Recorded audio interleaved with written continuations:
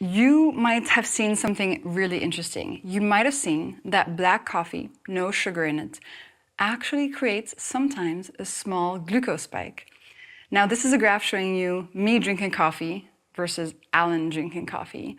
As you can see, in Alan, it creates a bigger glucose spike than in me. So what does this actually mean?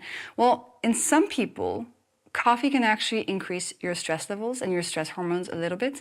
And so your body may be releasing extra glucose in your bloodstream as a response to this stress. So if you're somebody that gets quite anxious when they drink coffee, maybe it makes you a little bit jittery, maybe you feel not great afterwards, it could be causing a small glucose spike. But there's a really interesting study that I want to cover that completely blew my mind.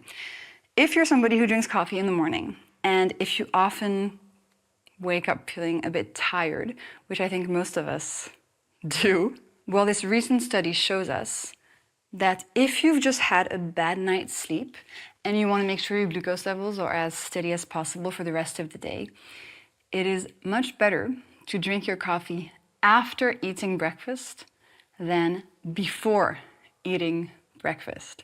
The study is called Glucose Control Upon Waking is Unaffected by Hourly Sleep Fragmentation During the Night, but is impaired by morning caffeinated coffee. And drinking your coffee after breakfast instead of before, if you're tired and didn't have a good night's sleep, can reduce the glucose spike of your breakfast by up to 50%. And you know that if you have a big spike in the morning, your whole day is going to be a glucose roller coaster. So it's really important in the morning, whenever you can, to try to keep your glucose levels as steady as possible.